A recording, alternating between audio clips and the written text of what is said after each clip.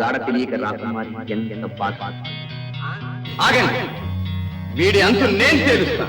ఎవడి అంతు తెలుస్తాడో మీరు అలా వినోదం చూస్తూ ఉండండి.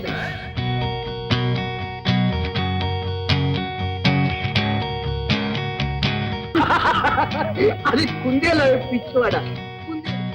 భగవంతుని విర్రవీకి ఆ అల్లాదగవరు మా కళ్ళు తెరిపించి వాడి గర్వం అనుకోండి. అందుకే నేను ఇక్కడికి వచ్చాను. నాతో చేయగలుగుతావా? సిద్ధమే. బకాసులు కుంభకర్ణులు ఇద్దరు నీలోనే ఉన్నారు.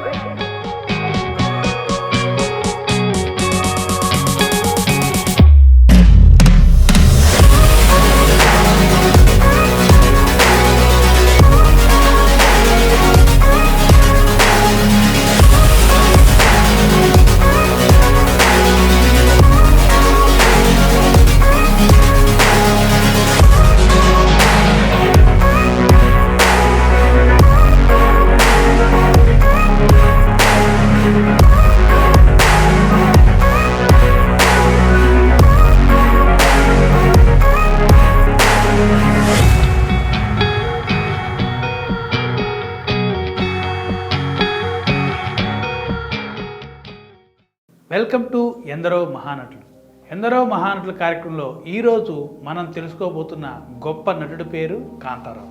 ఈయన పాత్ర నటుల్లో హీరోగా, క్యారెక్టర్ ఆర్టిస్ట్గా చాలా సినిమాలో నటించి మెప్పించాడు. ఈయనని కత్తి కాంతారావు అని ఆ కాలం ప్రేక్షకులు ముద్దుగా పిలిచేవాళ్ళు.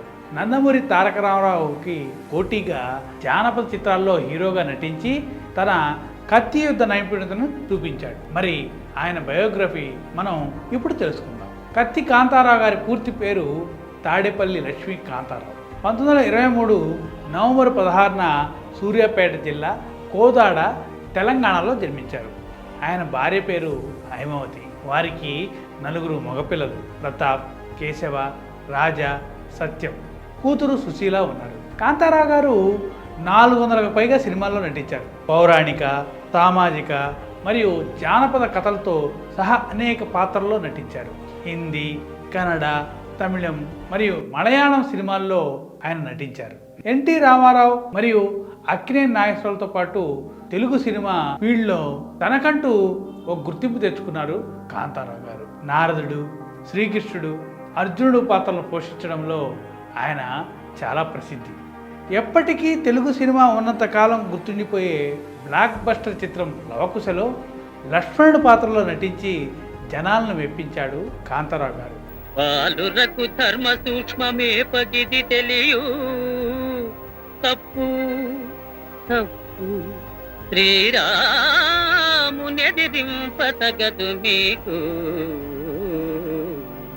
అప్పట్లో ఆయన బయటికి వెళ్తే జనాలు సీతని అడవిలో అలా వదిలేసి వెళ్తావా, నువ్వు మనిషివేనా అని తిట్టేవారట.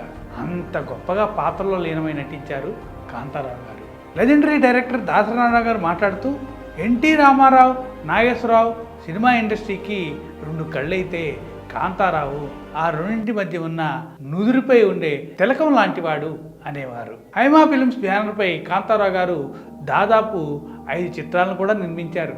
ఆయనకు మహానటి సావిత్రి అవార్డు కూడా వచ్చింది, సిహెచ్ నారాయణరావు అవార్డు, ఇలా ఎన్నో నంది అవార్డులు కూడా కాంతారావు గారిని వరించాయి. 2000లో ఆంధ్రప్రదేశ్ ప్రభుత్వం జీవితకాల సాధనకు Raghupathi Venkaiah award, 2004లో Ramineni foundation award ఇచ్చి ప్రభుత్వం పురస్కరించింది. రాష్ట్రపతి అవార్డు కూడా ఆయన్ని వరించింది.